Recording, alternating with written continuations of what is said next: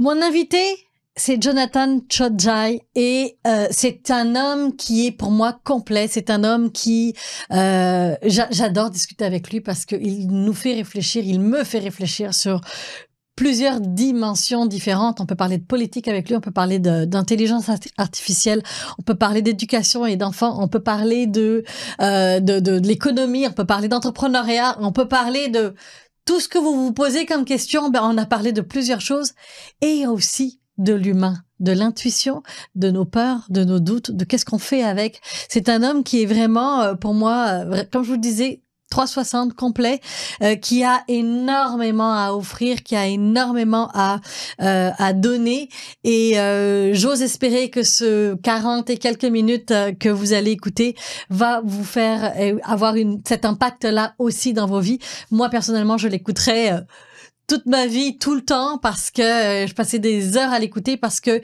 il va me challenger, il va me faire réfléchir. Je vous souhaite de vous positionner. Prenez le temps, hein, j'espère que vous n'êtes pas entre deux rendez-vous à écouter cette vidéo-là. Prenez le temps de l'écouter et donnez-moi des nouvelles. Assurément, j'ai bien hâte de vous entendre. Alors, je vous laisse avec Jonathan Tchodjai. Jonathan, je suis une grande fan et je dois te dire, pour ceux qui nous écoutent, je suis dans un studio extraordinaire et je dois vous dire que j'ai oublié tout à l'heure d'appuyer sur le bouton record. Alors, je me retrouve à refaire une entrevue avec une personne extraordinaire. En fait, je voulais te garder plus longtemps. C'est tellement gentil. Écoute, je pense qu'on n'a pas toujours la chance dans la vie d'avoir une deuxième opportunité à la suite. Non, mais franchement, t'es extraordinaire dans le sens que j'ai eu mes larmes parce que vous savez, tourner à la maison, c'est une chose, on l'oublie, oui, mais là, on est dans le studio où c'est censé être simple, puis c'est à l'image de la vie, ce que tu racontes. Et c'est à l'image de l'entrevue qu'on a faite juste avant. Mais c'était important pour moi de l'amener pour que je puisse passer à autre chose. Donc, c'est dit, c'est fait. Et je veux y aller avec merci d'être là, Jonathan, parce que tu es une personne extraordinaire que j'apprécie infiniment, et tu n'es pas, et je suis pas la seule, ma famille t'apprécie, Martin parle de toi, c'est extraordinaire de t'avoir dans nos vies, tu es enveloppant, tu as cette authenticité d'être, cette humilité en même temps, cette capacité à tisser des liens et à toucher nos cœurs. Merci d'être dans nos vies et merci d'être là. Merci Zara, merci de m'avoir invité d'abord. Merci pour ces propos, ma foi, qui me touchent, évidemment, surtout venant de toi, venant de vous. Mais bon, car je pense que plus que de l'humilité, hein, c'est un lien qui s'établit entre les êtres. Donc, quand on a la chance d'avoir des bonnes personnes, on a tendance à vouloir rester dans leur entourage et à être à sa place. Tu es une personne qui est rassembleuse, tu es une personne qui arrive à créer des partenariats et des collaborations win-win.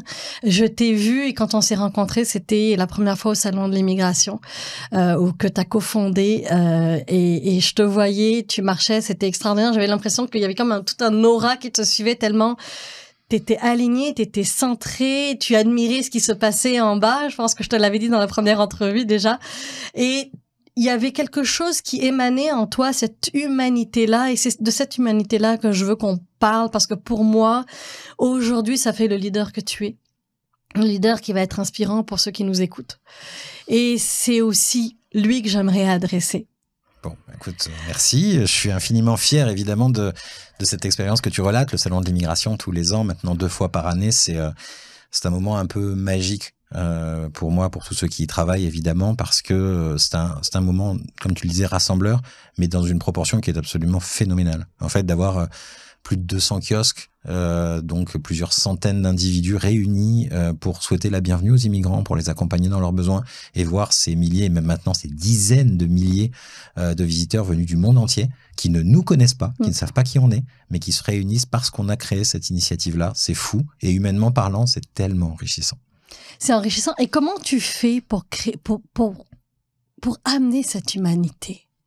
Très honnêtement, je pense que c'est un peu la base de ce qu'on est collectivement et humainement. Donc, on n'a pas tellement le choix, je pense, d'être comme on est.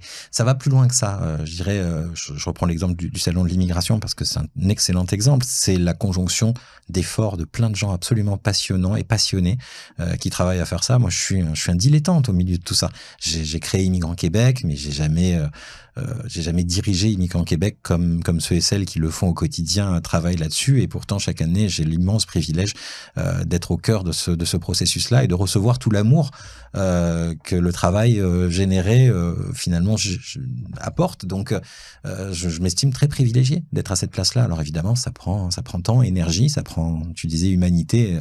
C'est un investissement, comme toutes les belles relations, comme toutes les belles histoires. On doit se commettre, on doit y mettre de l'énergie, on doit y mettre du temps, on doit y mettre de l'écoute.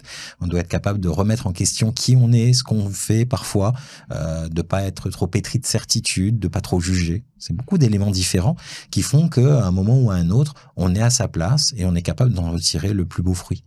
Et moi, c'est ce que je fais. En fait, je dirais que très, très prosaïquement, je suis un peu égoïste, en fait.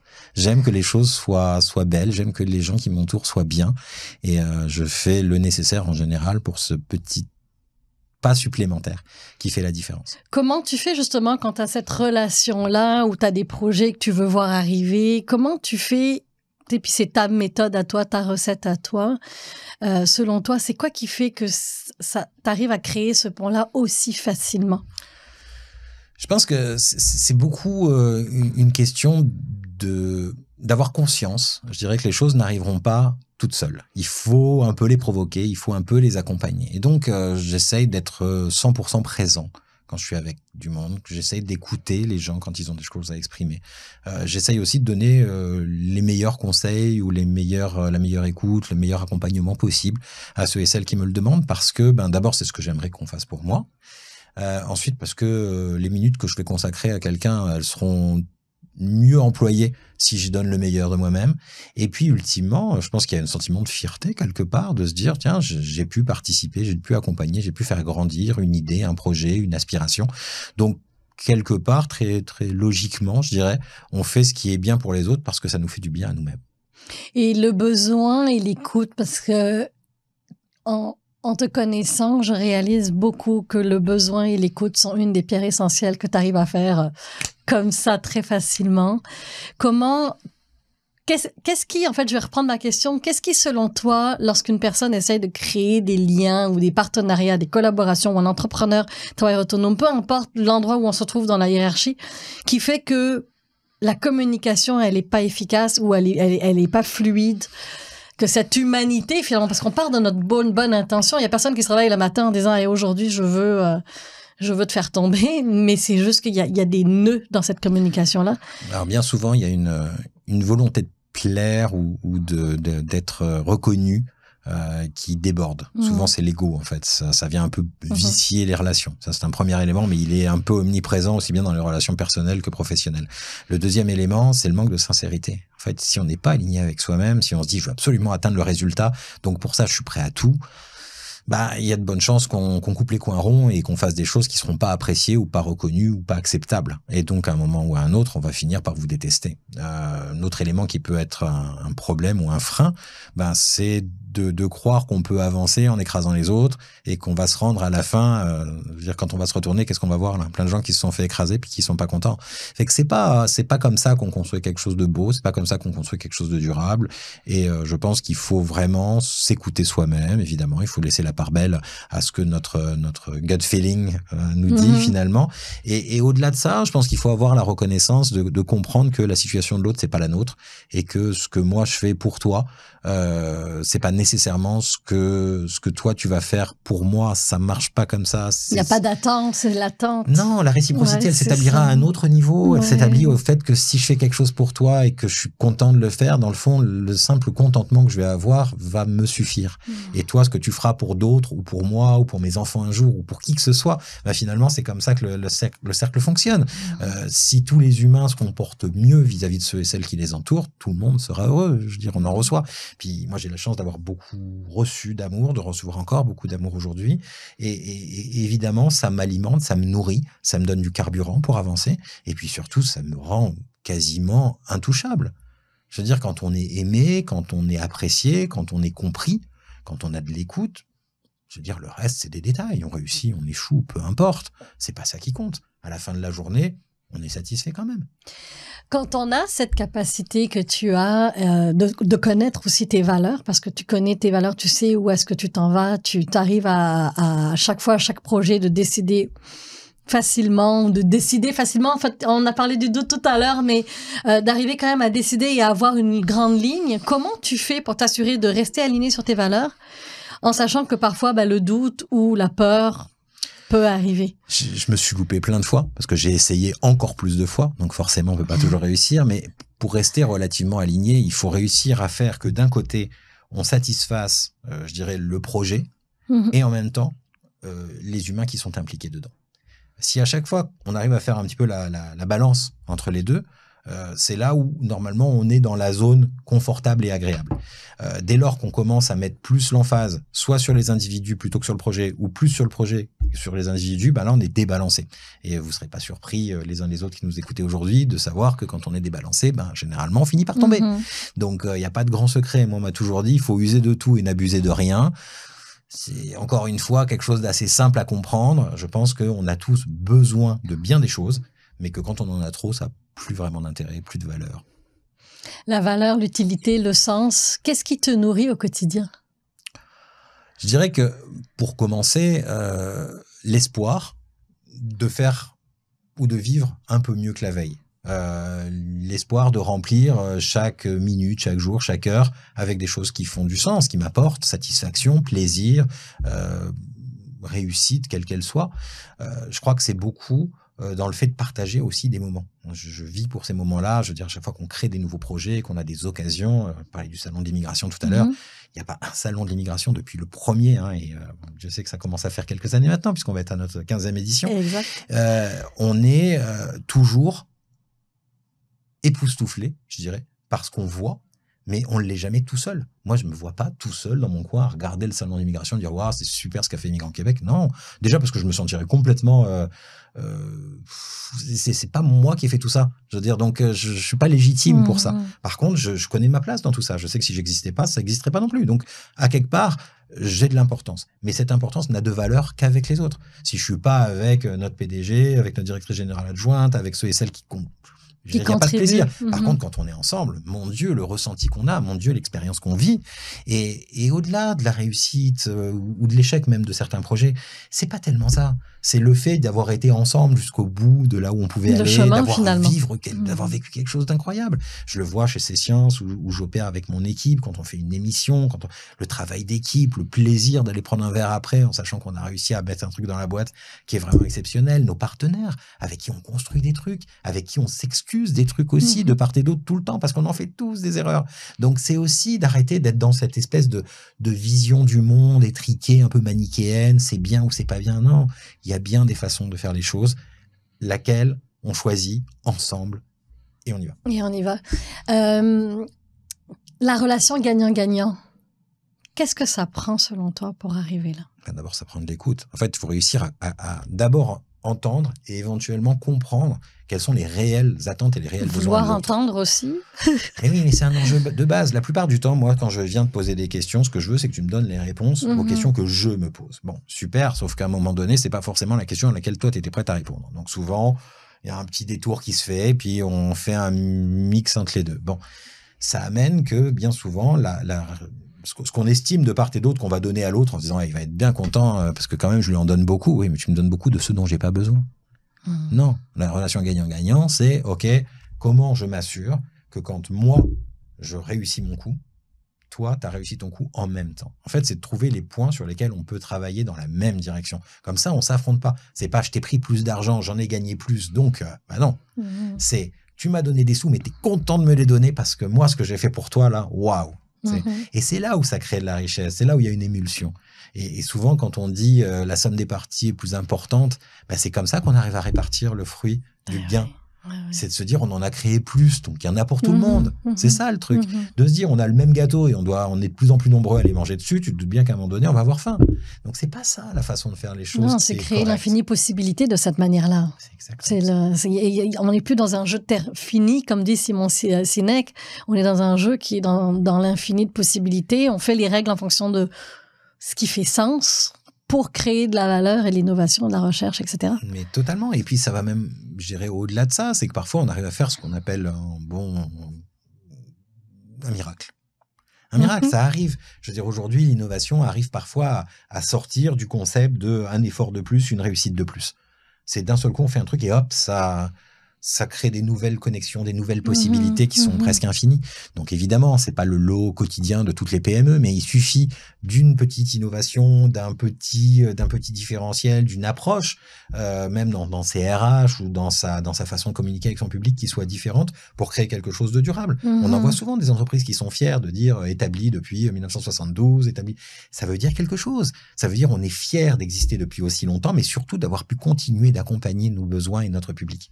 Ça, c'est la preuve même que cet accomplissement, c'est quelque chose qui se renouvelle sans cesse.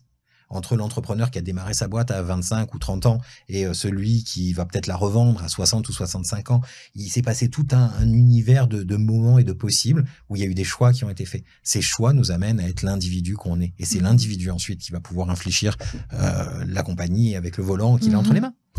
Comment tu fais quand...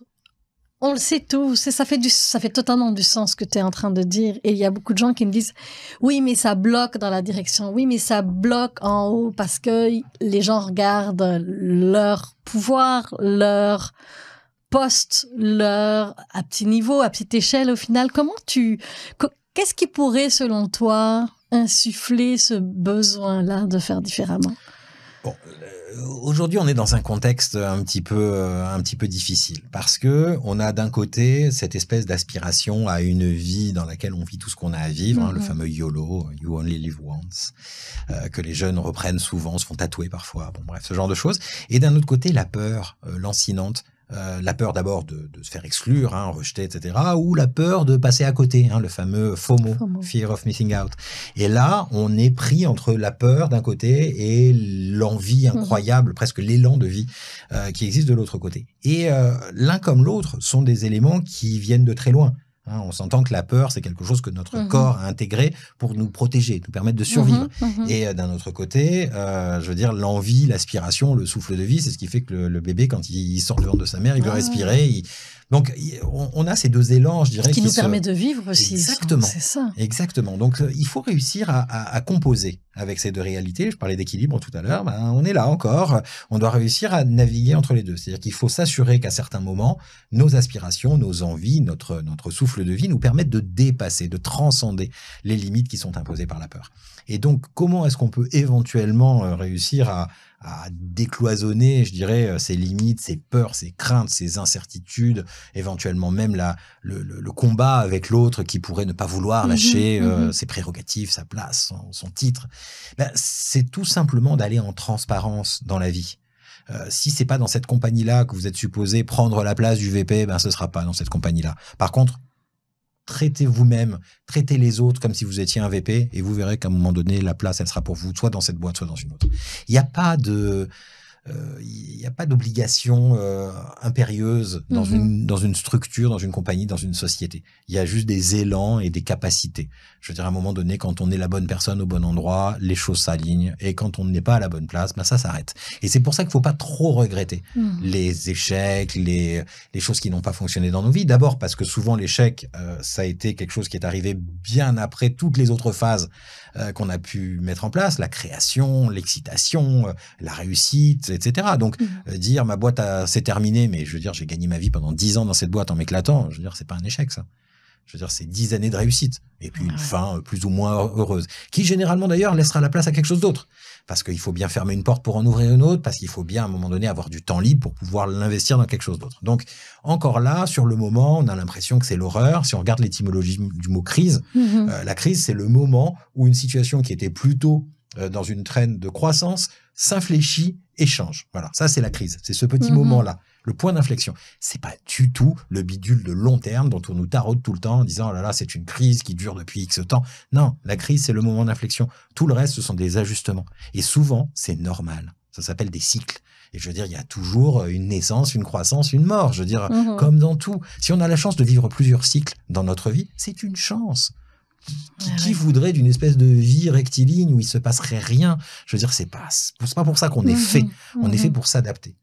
Je suis pas un grand sportif, mais je peux vous dire un truc, collectivement là encore, quand on courir, c'est l'art de tomber. Génétiquement, physiquement, physiologiquement, c'est le corps qui tombe vers l'avant et le pied qui accompagne cette chute perpétuelle. Donc, c'est de trouver le bon... Donc, le juste équilibre encore. Il n'y a pas de secret, tout repose sur ça. Ouais. Et d'ailleurs, pour dire, il y a beaucoup de personnes qui se demandent elles sont où ces entreprises-là humaines, puis je peux vous le dire, il y en a parce que pour ce podcast-là, j'ai eu à demander qui connaît qui, des gens humains, des gens inspirants, des gens qui osent faire des changements concrets dans leur vie, qui osent parfois aller parler à la direction en disant fais-moi confiance parce qu'on s'en va là, parce que sinon on va perdre notre momentum sur ce produit-là, où on va décider. Il y en a. Fait que cherchez-les, ne restez pas quand vous êtes malheureux. Il y a de la reconnaissance qui existe ici au Canada, même sur ce genre de choses. Moi, j'ai déjà été participé au Top Employment Summit. Là, c'est les 100 meilleurs employeurs canadiens. Et ils existent aussi en matière de ressources humaines et de grande qualité. Et on voit des organisations qui font des efforts incroyables pour améliorer ce qui doit l'être, pour aller dans la bonne direction. C'est jamais parfait, parce qu'encore une fois, l'équilibre, c'est que ça se remet toujours en question, mais il y a des efforts qui sont considérés et qui, généralement, amènent des résultats. Donc, il faut avoir conscience de ça. Et puis, on est dans un contexte parfois de pénurie de main-d'œuvre, en tout cas pour les gens qualifiés. Là encore, d'être une entreprise qui se démarque sur ces questions-là, c'est une bonne façon d'avoir des employés qui viennent et qui restent. Qui m'amène sur un sujet que tu as abordé un petit peu avec Immigrants Québec, justement, de l'équipe, la force de l'équipe, de savoir s'entourer. Il y a beaucoup de gens encore aujourd'hui qui essayent de se débrouiller tout seuls. Mais on peut pas les blâmer.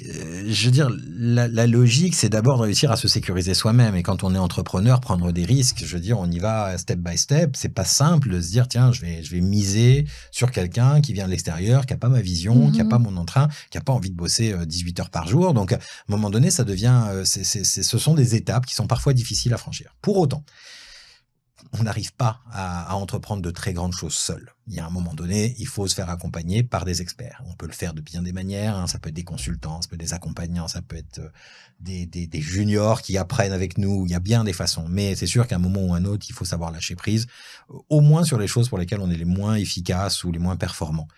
Parce que, encore une fois, je veux dire, on peut gagner tellement de temps et d'efficacité en se faisant accompagner par les bonnes personnes au bon moment. Et puis, il y a d'autres façons aussi. Si vraiment c'est un blocage de base, on peut aller chercher du mentorat, on peut aller chercher de l'accompagnement, de la formation. Il y a bien des façons de se faire aider.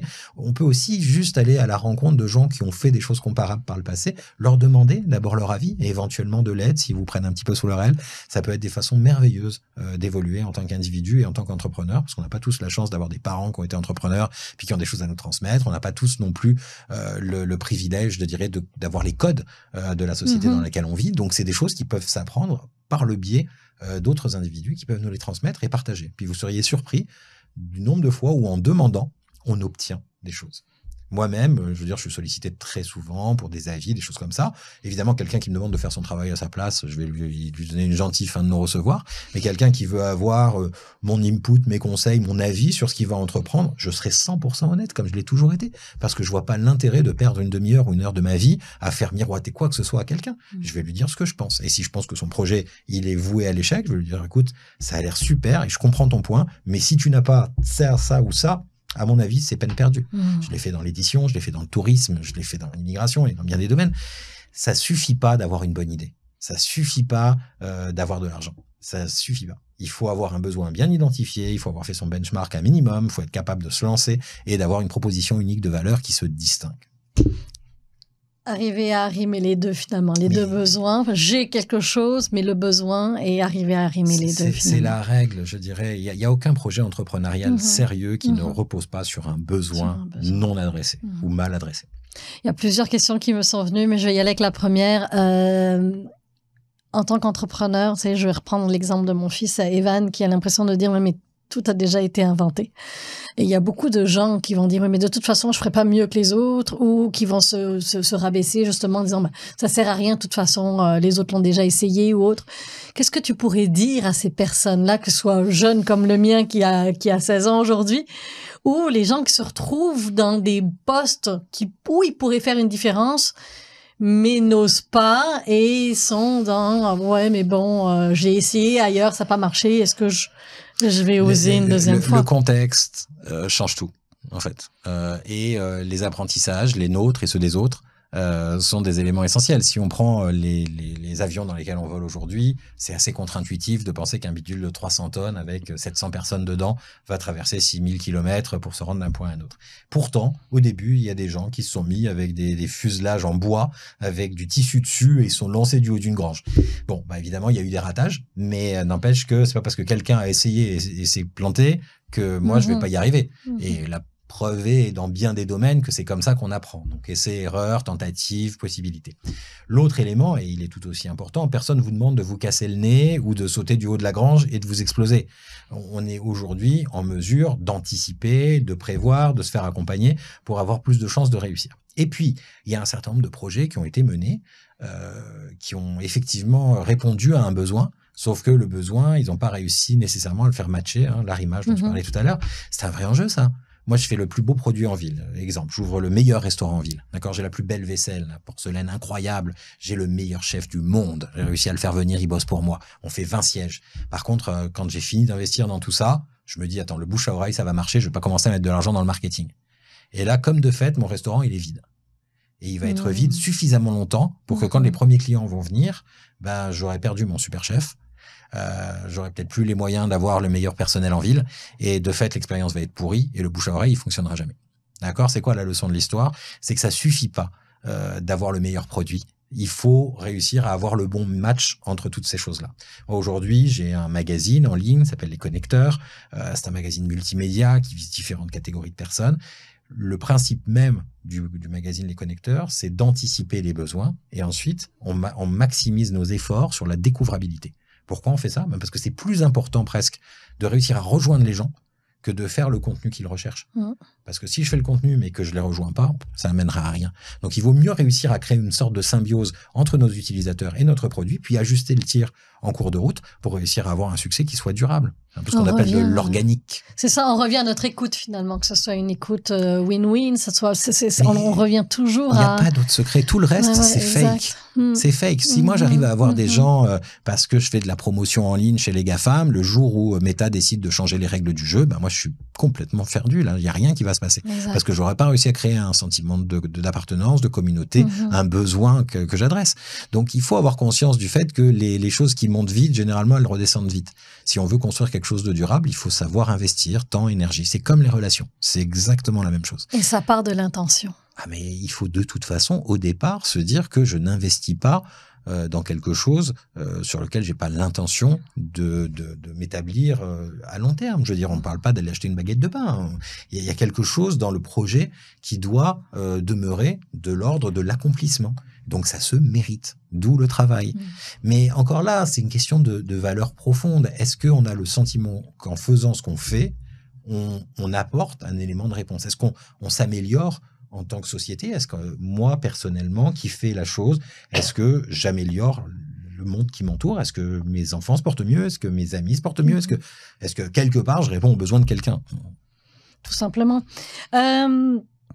L'intuition, tu l'utilises comment?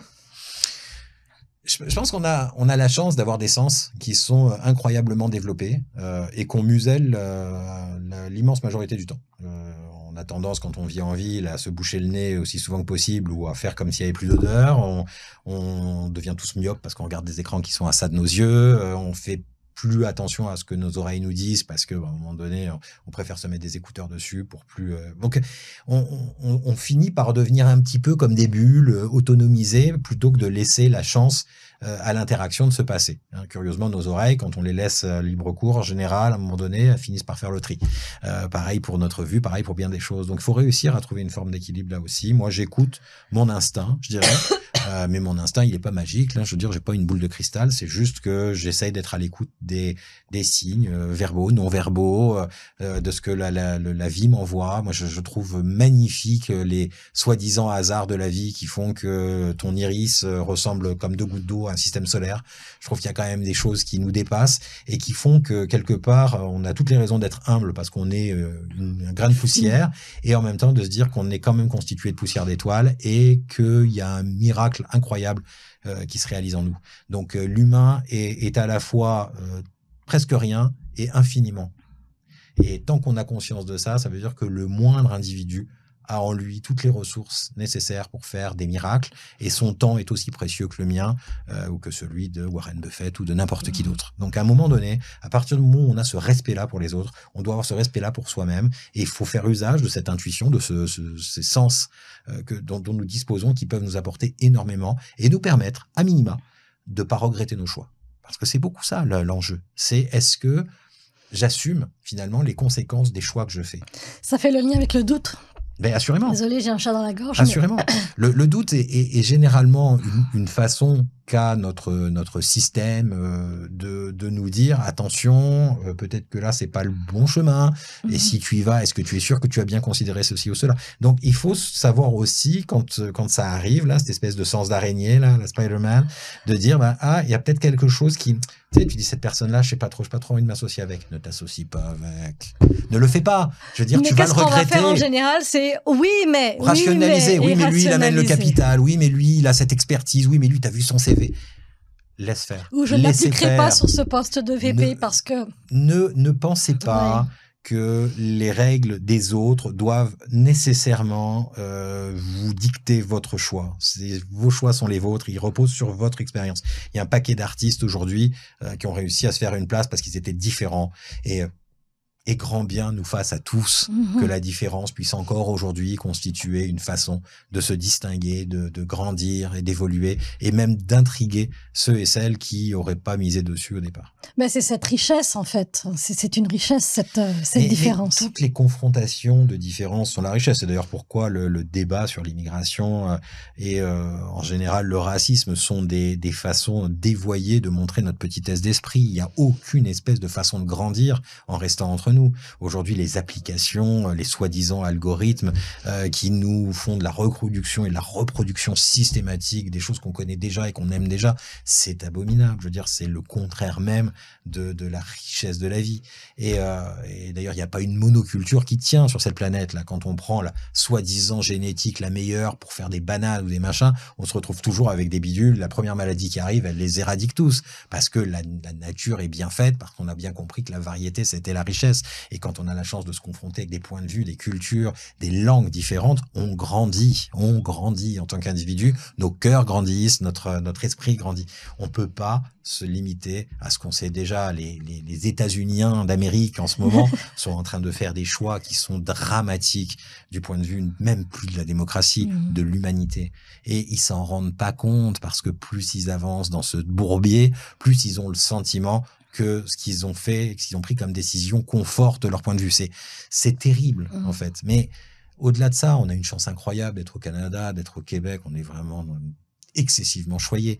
Et on a, pour autant, un devoir essentiel de préserver ça. Donc, dire aujourd'hui des aberrations, reprendre les propos haineux, racistes, des trucs de gens... c'est une question de choix. De sens. Aujourd'hui, c'est une question de choix de savoir c'est quoi qu'on relaie, c'est quoi qu'on... Mais faites tous un test génétique et voyez d'où vous venez. Vous comprendrez que c'est ridicule si ce pays n'avait pas... Bien sûr que je l'ai fait. Ouais. C'est mon cadeau d'anniversaire cette année. Ok. Qu'on m'a offert. Et j'ai découvert quelque chose, comme on découvre toujours, forcément, sinon c'est pas drôle. Okay. Mais ce qui est intéressant dans tout ça, c'est quoi? C'est de remettre en question nos certitudes. Une certitude, là, c'est l'immobilisme. L'immobilisme, c'est la mort. D'un point de vue clinique, là, une cellule qui ne bouge plus, Il n'y a plus rien qui se passe. Puis On c'est se vrai pour comprenne. les entreprises, c'est vrai pour tout, hein, dans Évidemment. tout système en fait. Mais les entreprises ne sont que le reflet de notre société. Il faut bien comprendre qu'on ait choisi une forme juridique d'OBNL, de coopérative, d'entreprise privée. C'est une extension d'eux. C'est juste une manière d'adresser un besoin, de répondre à un défi, à une possibilité. Il y a toujours en arrière d'un projet entrepreneurial une volonté de changer les choses. Les immigrants, souvent, et je reviens sur ce thème, sont eux-mêmes des entrepreneurs. Le simple fait de dire je prends ma vie en main et je décide d'abandonner ce que je connais pour aller vers l'inconnu parce que je pense que ce sera mieux, c'est déjà un projet entrepreneurial en soi. Et c'est ce qui amène finalement l'individu à se dépasser. On est à l'heure de l'IA. On est là-dedans. La difficulté, j'ai la sensation aujourd'hui, puis moi, je suis là-dedans. Ça m'a pris du temps, en fait, à l'utiliser, à décider de l'utiliser pour mes réseaux sociaux, parce que je dis à un moment donné, j'écrivais mon post que je prenais des heures à écrire. Bon, des heures, j'exagère, allez, 30 minutes à écrire pour m'assurer que les mots, puis ça venait du cœur, puis je faisais vraiment tout ce qu'il fallait pour. Et de l'autre côté, après 1 an et demi, j'ai décidé de faire les choses différemment, de dire, OK, j'écris juste quelques lignes, puis je le mets dans l'IA. Puis de voir les réactions concrètement sur les réseaux, de voir que le post qui a été créé par l'IA, que oui, j'ai mis les grandes lignes de ce que je voulais dire, mais qui fonctionne mieux. Comment aujourd'hui on peut s'assurer de rester humain à l'intérieur et en accueillant cette technologie-là?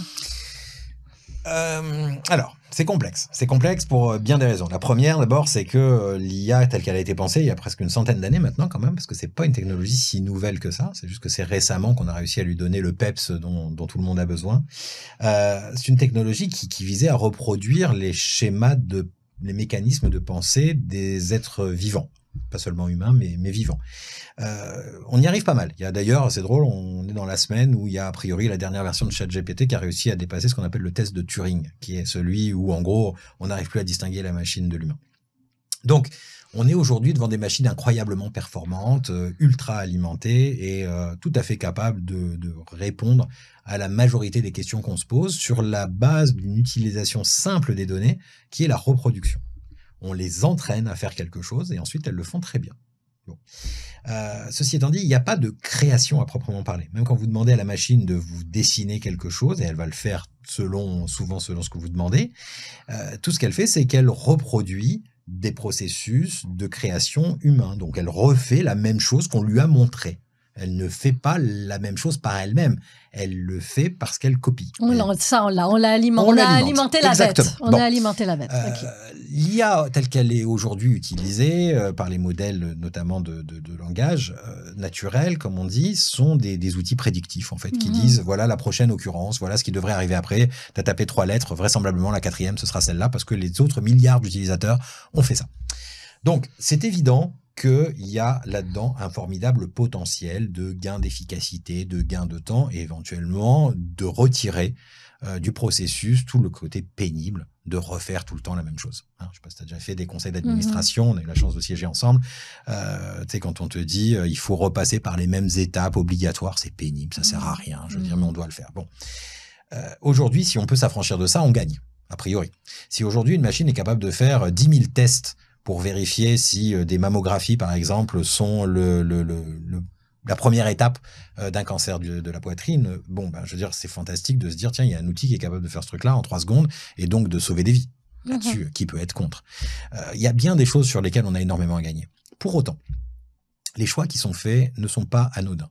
D'abord, il y a des biais, évidemment, ça on en parle souvent, mais même si on arrive à enlever les biais qui sont là-dedans, souvent liés au fait que les jeux de données avec lesquels on alimente l'IA sont biaisés eux-mêmes, on en arrive forcément à une situation où l'humain devient un petit peu à la fois la monnaie d'échange, hein, le temps, on dit souvent d'ailleurs, si c'est gratuit, ben c'est que finalement le paiement, c'est ton temps, c'est ton énergie, c'est ton cerveau. Et donc, on arrive avec ces technologies et aujourd'hui, comment est-ce qu'on fait pour rester au centre de l'opération? Ben, c'est de dire, finalement, l'IA, elle apporte deux grands champs de réussite. Aujourd'hui, le premier, c'est réduire l'incertitude. En gros, si tu mises vers la droite plutôt que vers la gauche, tu as plus de chances de réussir. Bon. Et le deuxième, c'est la personnalisation de l'expérience utilisateur. En gros, tu as déjà choisi ça la dernière fois, donc la fois suivante, tu vas aimer ça, et à force de te proposer des choses, on finit par savoir ce que tu aimes et ce que tu veux. Passionnant d'un point de vue marketing, probablement très bien du point de vue des ventes, déshumanisant au possible, évidemment, parce que ça vous empêche même d'avoir accès à des choses qui pourraient vous plaire, mais que vous n'avez jamais vues. Donc, à un moment donné, c'est un petit peu contraignant. L'autre élément, et il est tout aussi important, c'est que l'humain est paresseux. Quand on avait un outil où on disait, tiens, ça va réduire l'incertitude, mais à la fin, c'est un humain qui choisit en fonction des éléments qu'on lui donne, c'est une chose. Dès lors qu'on dit, bah oui, mais comme la machine, elle est bonne dans 99% des cas, pourquoi est-ce qu'on embêterait un humain en lui demandant ce qu'il en pense ? Appliquons le truc pour 100% des gens, puis laissons le 1% qui est pas content venir se plaindre. Mais là, on en arrive à faire que la machine, elle décide pour l'humain. Et ça, normalement, c'est pas ce qui devrait arriver. En fait, les lois de la robotique dans les années 60-70, Isaac Asimov, c'était pas juste de l'anticipation. Il y avait des règles qui avaient été édictées et qui sont logiques. C'est une machine peut pas nuire aux humains. On revient à notre intention finalement. Exactement. Et donc là, on a des enjeux collectifs qu'on doit adresser et qui nous demandent de faire des choix. Donc en tant que femme d'affaires, comme tu l'es, ou comme les gens d'affaires du Québec ou d'ailleurs, on doit d'abord et avant tout choisir pourquoi on utilise ces outils. Et ensuite, quels outils on choisit d'utiliser? C'est quoi les valeurs qu'ils défendent? Parce qu'aujourd'hui, on vous dit souvent, vous inquiétez pas, vous savez, l'IA, c'est un outil comme les autres. Donc, en gros, si c'est une bonne personne qui l'utilise, ça va faire un bon résultat. Si c'est une mauvaise personne, ça va faire un mauvais résultat. Si je te donne un pistolet, a priori, tu vas pas tirer sur des gens. Donc, si c'est pour la défense de quelque chose, on comprend que les policiers doivent en avoir un. Bon, whatever. C'est plus tout à fait vrai. C'est plus tout à fait vrai parce qu'aujourd'hui, développer des modèles d'IA, ça coûte des sommes considérables. Il y a des enjeux politiques derrière ça, il y a des enjeux idéologiques, il y a des enjeux économiques. Et donc, ceux et celles qui investissent des sommes faramineuses dans ces projets-là ont des intentions. À partir du moment où elles décident de créer un algorithme qui va dans le sens de leurs intentions, on n'est plus dans un outil neutre. C'est plus un marteau. En tout cas, nous, petits, on n'est plus dans le contrôle de rien. Enfin, c'est plus un marteau. Si demain, on disait les outils que tu vas avoir le droit d'utiliser sont les outils qui vont dans le sens de ce qu'un tel ou un tel décide, tu vas avoir le mauvais outil dans les mains, tu vas me dire, attends, c'est quoi ce délire? Je peux pas construire une maison avec ça, moi j'ai besoin d'une maison. Bon, si on te dit, non, mais les maisons c'est surfait, maintenant il faut que tout le monde vive dans des tentes, à un moment donné, si tout le système repose sur la création de tentes, tu n'auras pas la maison dont tu as besoin. Donc, on a un enjeu et il va falloir l'adresser. Mais ça prend plus de littératie numérique. Ça prend des gens qui comprennent de quoi on parle pour qu'on puisse avoir un débat de société, pas basé sur l'IA, mais c'est Terminator qui va venir nous tuer, ou au contraire, c'est fantastique, mon Dieu, on doit tout donner à la technologie, elle va tout régler. On revient à cet équilibre un petit peu. Toujours. Le nerf de la guerre dans notre société, et je ne pense pas détenir de grandes vérités, mais c'est une certitude, c'est l'écart qui existe entre la valeur des choses et leur prix. Aujourd'hui, on donne de la valeur à travers le prix à des choses qui n'en ont pas. Et à l'inverse, on ne valorise pas des choses qui devraient l'être parce qu'on les déprécie. L'eau qu'on utilise au Québec, soi-disant gratuite, qu'on laisse fuir à coût de 15 ou 20% dans les canalisations mal entretenues, qu'on arrose le bitume, dont on fait n'importe quoi parce que c'est gratuit, alors que c'est évidemment pas gratuit. Et à l'inverse, la consommation qu'on fait de façon effrénée de produits importés de l'autre bout du monde sans payer les coûts sociaux qui viennent avec, les coûts environnementaux qui viennent avec, ça fait aucun sens.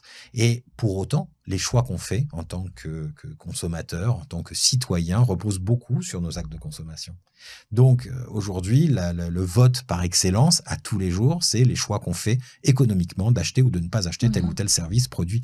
Et d'ailleurs, c'est ce qu'on voit depuis les histoires de tarifs américains. On a cet enjeu aujourd'hui de dire, tiens, si j'investis au Québec, si j'achète des produits québécois, même un peu plus chers, je vais probablement avoir un impact, une boucle vertueuse. Tout ça, c'est super et c'est vrai. Mais c'est d'autant plus vrai qu'on met le bon price tag accroché aux choses. Ouais. Si aujourd'hui, les gens achètent beaucoup plus des produits de chez H&M à 9,90 plutôt que d'acheter des produits québécois à 49,90, c'est parce que leur pouvoir d'achat leur dit, attends, c'est violent. Si demain, les produits à 9,90 ont impacté les vrais coûts dessus, sociaux, environnementaux, les enfants qui travaillent et tout le kit, probablement que ça vaudrait plus 9,99, probablement qu'à un moment donné, on ferait un choix qui serait un peu plus éclairé. Pour l'instant, on fonctionne à l'aveugle et on vous demande de prendre des décisions. Mais on revient à l'éducation. Totalement. L'éducation qui est notre seul espoir. Si on doit terminer avec un truc, que ce soit ça. Écoutez-moi, vous voulez investir quelque part un jour, vous voulez faire quelque chose d'utile, investissez dans l'éducation de vos enfants, de vos voisins, de votre famille, de vos amis, de votre école. Investissez-vous dans les écoles de vos enfants, mon Dieu. Faites-le parce que c'est notre seule chance de résoudre nos problèmes de société, c'est d'avoir des jeunes qui sont bien formés, qui sont des utilisateurs puissants des nouvelles technologies, qui comprennent le monde qui les entoure. Et soyons généreux, que le Québec devienne un phare pour le monde et diffuse ses programmes de formation en français en plus, partout à travers le monde, parce que c'est le meilleur cadeau qu'on puisse faire. C'est plus important même que des vaccins. C'est qu'à un moment donné, si on veut un avenir pour l'humanité, il faut s'assurer qu'on donne la chance à ceux et celles qui veulent changer les choses, qui veulent améliorer les choses, de pouvoir le faire. Ça passe par l'éducation. Et ne pas se laisser abrutir aussi parce qu'on essaie de nous amener, en fait. Non, mais c'est parce que bon, c'est sûr, évidemment, des Jeux Olympiques tous les 4 ans, des images de chats sur TikTok. Je veux dire, c'est facile de passer le temps. Exact. D'ailleurs, la vie, elle est courte. Donc, on va dire, on va tous finir par en mourir. Donc, autant se donner une chance. Et cette éducation-là, elle passe aussi. Il y a beaucoup de données qui existent aujourd'hui gratuitement. Tu parlais tout à l'heure d'Harvard aussi, qui donnait des formations les grandes universités de ce monde, qui sont pas trop commerciales et qui ont des fonds incroyables, elles décident aujourd'hui de donner, d'offrir. Oui, Harvard, effectivement, 80 000 US, impossible de rentrer ou presque.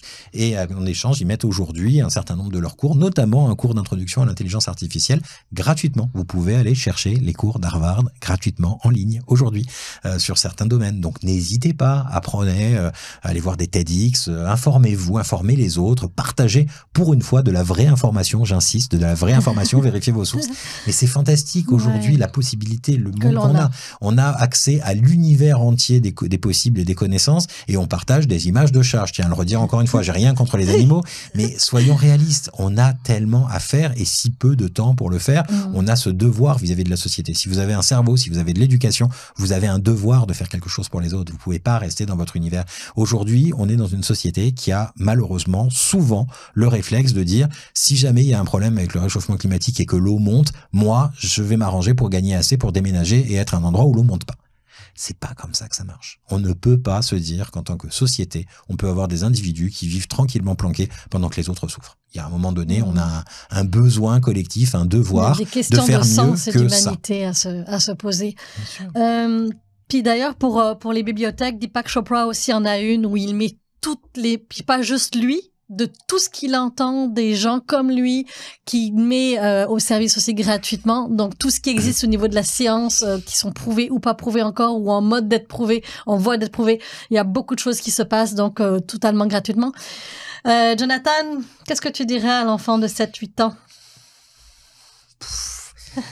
Je lui dirais que comme dans ton livre Le Petit Prince que tu lis si souvent... tu le lis encore? Oui. Oui. Ah oui.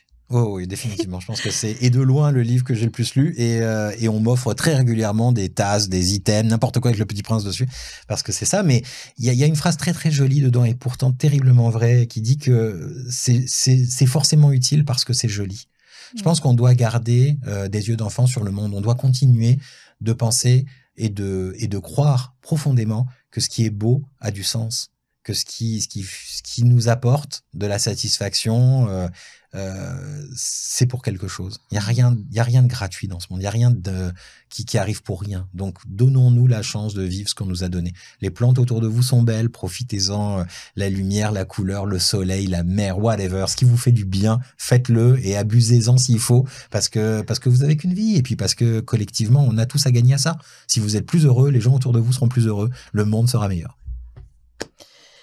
Termine ces phrases-là. L'innovation, c'est la capacité à faire de nouvelles choses avec ce qu'on a déjà. Travailler permet de s'affranchir de ce qu'on pourrait pas avoir sans le travail.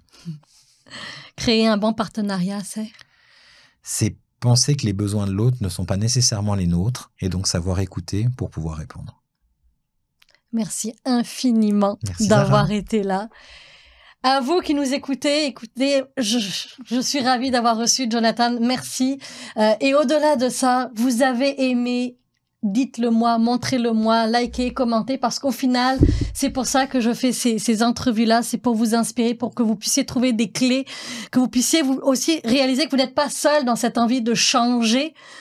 vos entreprises, changez votre environnement, changez le monde. C'est une personne à la fois. Puis si c'est vous qu'on a touché aujourd'hui, que vous avez pu écouter l'entrevue jusqu'à la fin, nous sommes ravis. Merci infiniment de partager. Merci infiniment d'être là et de me soutenir. Merci encore, John.